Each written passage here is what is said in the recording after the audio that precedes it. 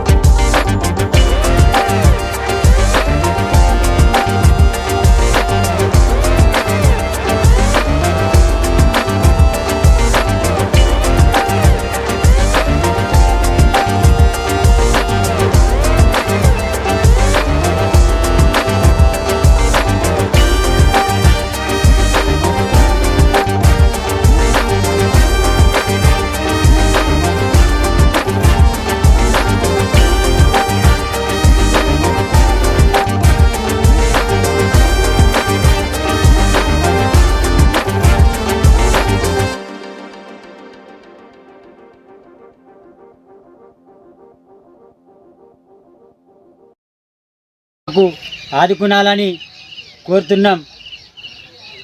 పేరు పండరి, మా గ్రామం కోలూరు, మండల్ తానూర్, జిల్లా నిర్మల్. ఎందుకంటే నిన్న రాత్రి వర్షం పడుకి రాళ్ళుతో మా పంటలన్నీ నుక్సాన్ అయిపోయినాయి. జొన్న, శనగ, మరి గోధుమ, ఇవి చేతికి వచ్చిన అన్ని పంటలు కూడా పోయినాయి. ఎందుకంటే మాకు ఏమన్నా గవర్నమెంట్ సాయం చేస్తే బాగా ఉంటుంది.